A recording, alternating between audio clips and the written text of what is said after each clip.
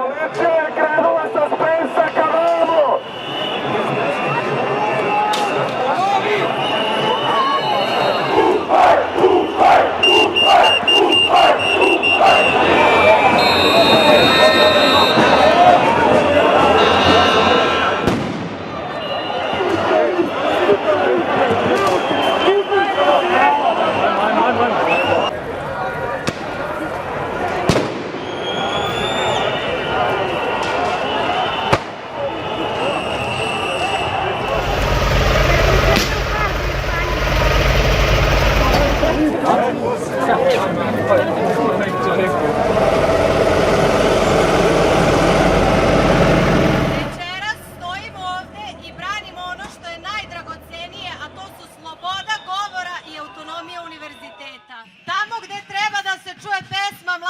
i hrabrosti, čuje se zveket opreme i komandne sile.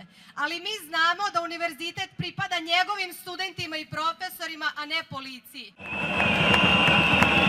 Na protest su pozvali kako bi se usprotivili postupanju policije, koju opisuju kao brutalno, i radi očuvanja autonomije univerziteta.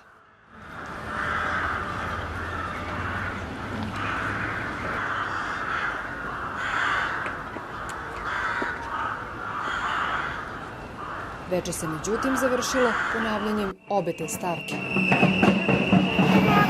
Sukobom policije i demonstranata, velikom količinom ispaljenog suzavca, potežanjem pendreka na građane, na kraju policije u blokiranu zgradu rektorata, zajedno sa rektorom Dejanom Mladićem. Studente, profesore i građane koji su se prethodno od suzavca sklonili unutra, policija je u amfiteatru držala satima. Ja sam se zaista osjećala kao da su me stavili u nekakav logor i policajci koji bi trebalo da štite nas, da nam brane izlazak napolje. Nas su u jednom momentu legitimisali, pretresli su nas i onda su počeli posle skoro 2,5 sata da nas puštaju napolje.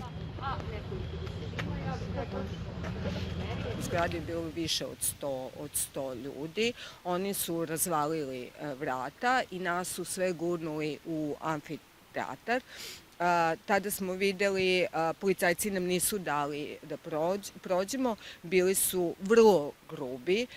Studentu koji je radio live su zbacili telefon, vikali su na njega, takođe vrlo neprijatna atmosfera. Alo. Rektora nije bilo svih ovih meseci i sinoć se pojavio zajedno sa policijom. I ja vrlo sumnjam da je cela ova akcija bila dogovorena, isplanirana i da se čekao pravi moment da on sa policijom uđe u zgradu rektorata. Da je policija u zgradu rektorata ušla na poziv rektora, dan kasnije izjavio ministar unutrašnjih poslova Ivica Dačić. Prvi čovjek univerziteta kaže da u zgradi nije bilo nikakve represije.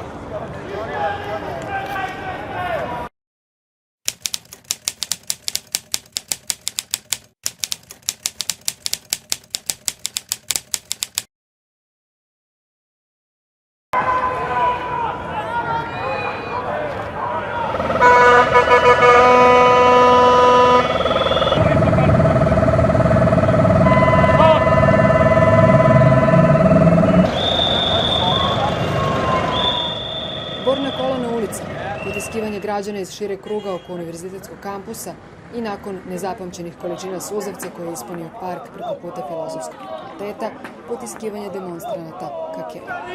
Privođenje osoba u uniformama sa medicinskim oznakama, studenata i fizički napad na vidno obeleženim novinarima. Policija je u kordonu i u liniji krenula od Filozofskog ka nama i okupljenima, a iz druge strane, od strane vodovoda, došla je druga policija koja je potisnula građane i napravila svojevrstan sendvič. I sad to je neki pad i polumrak, ljudi skrenuli da padaju, ja sam se nekako saplao, da li me policajac saplao ili neko od okupljenih koji je bežao, ne znam. I sve vreme sam vikao da sam novinar, pokazivao akreditaciju, imao prsluk, pres. Sigurno su me prepoznali kao da sam novinar. I kad sam bio na zemlji, policajac je išao ka meni i gledali smo se u oči. Ja sam mu rekao novinar i on je samo me šutnuo i nastavio dalje.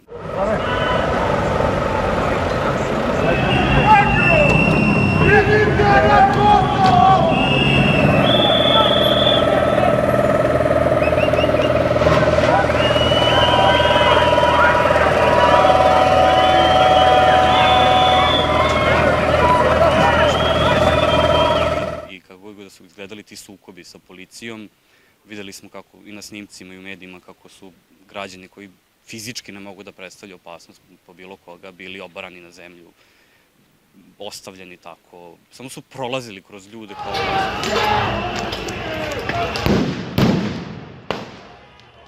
Ocena ministra unutrašnjih poslova je da je u Novom Sadu došlo do masovnog napada na pripadnike policije. Njih 14 je povređeno, dok su 42 osobe privedene.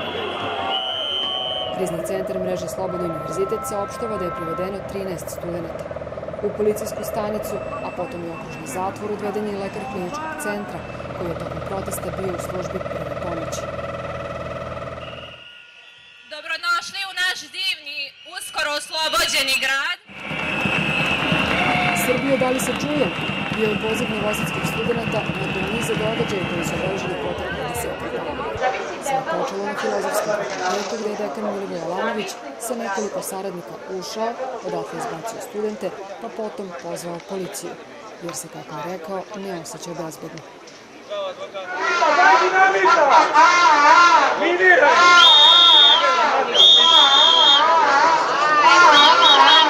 Sličan potez nekoliko dana kasnije povlači i dekan Fakulteta sporta i fizičkog vaspitanja Patrik Drid, dok kroz polomljeni prozor u ranim jutarnjim satima sa nekoliko saradnika ulazi na blokirani fakultet. I nakon toga poziva policiju. Prvo je razbio prozore od studentske asocijacije, pošto mu ta prostorija treba za pripremu ispita, jel te? I on verovatno nije znao koliko nas ima unutra, pa se možda i plašio čak.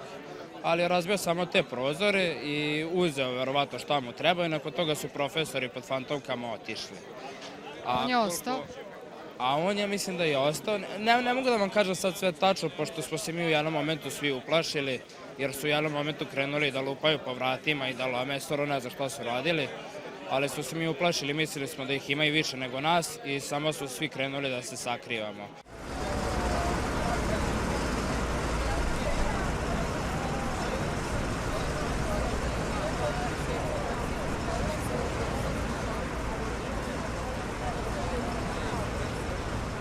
Bio je to 1. septembar, tačno 10 meseci od urušavanja nadstrešnice sa zgrade železničke stanice i još jedna masovna komemorativna šetnja. Miran skup završen je neočekivanim obrtom. Veliki broj pripadnika policije i žandarmerije jurio građane koji su se sa železničke stanice vraćali u kampus. Sve je počelo kod zgrade DIF. I oni su u jednom trenutku, bez ikakvog razloga, bar meni nije delovalo da se išta desilo, samo krenuli na ljude i da bacaju šok bombe. Kako su ljudi počinjeli da trče, neki su krenuli da padaju. Jedna žena je pala i jedan dečak je na 2-3 metra od mene sa kacigom pao. Ja sam zakoračila ka njemu i videla sam da su se 3 pripadnika žandarmerije našli iznad njega. I u tom trenutku sam razmišljala da li da nastavim, da li da stanem, da li da ostanem. Htela sam da ga podignem, ali ne bi stigla do njega. I u tom trenutku me dečko uhvatio za ruku, moj dečko, i okrenuo da trčimo. Kako se okrećem da trčimo, to sve dešava u roku od sekund, dve. Kako se okrećem, hvata me pripadnik žandarmerije za leđa, podiže i baca na beton.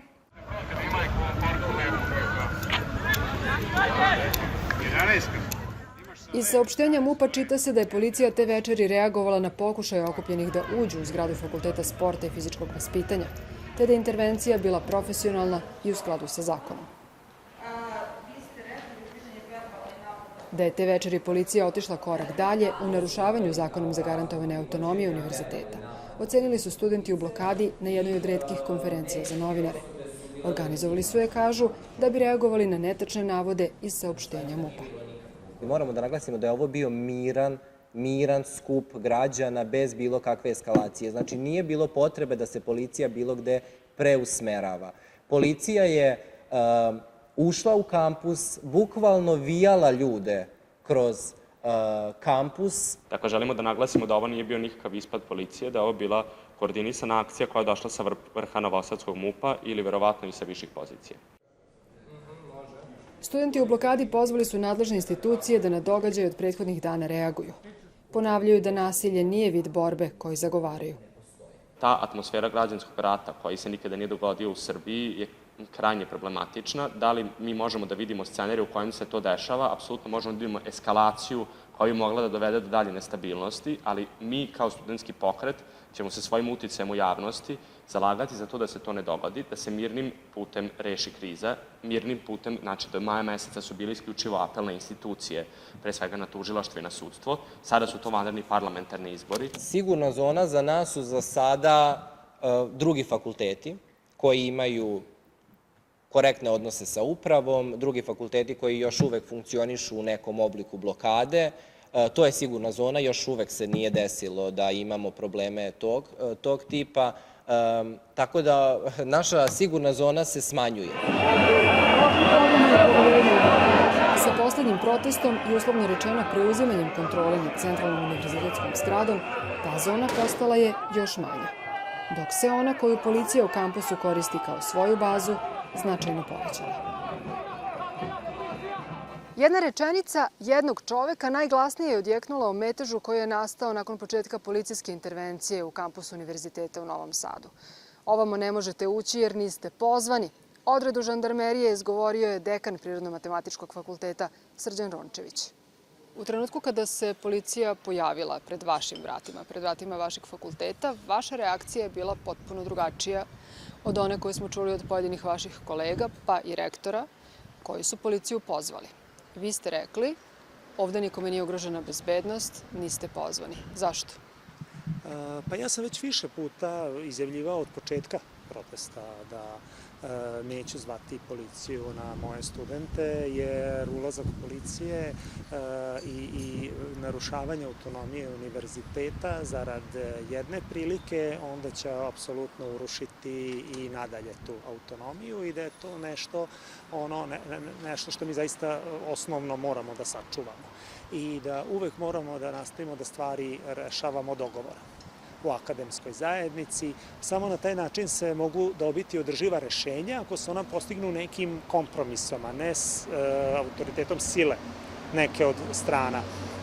I zbog toga smo mi odluke često i donosili malo sporije, sa zakašnjenjem, jer trebalo je razumeti drugu stranu i međusobno se razumeti i doći do nekog kompromisa.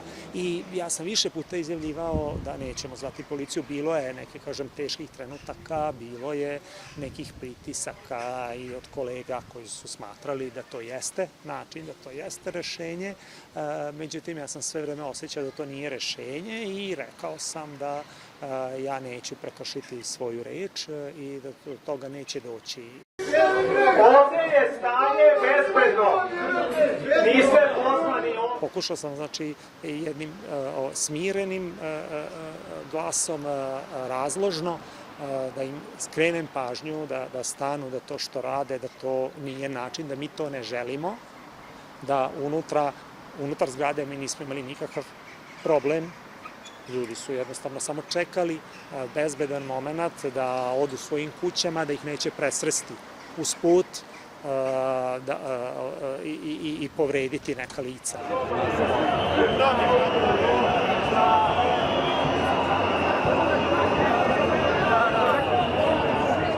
Slučajevi koji su se desili i represivni načini rešavanja, da mi imamo non-stop policiju u kampusu. Znači, to nije jedna normalna situacija da imamo dva fakulteta koja su pod stražom policije.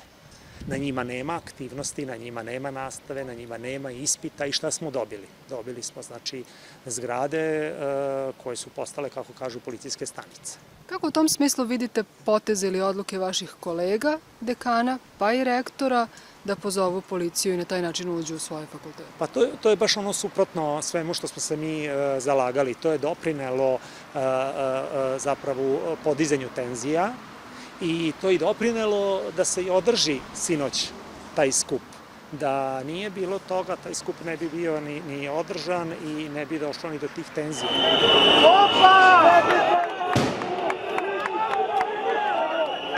Kad doživljavate ovakve scene, onda ste tužni zapravo. Hvala vam najlepše na ovom razgovoru. Hvala vam.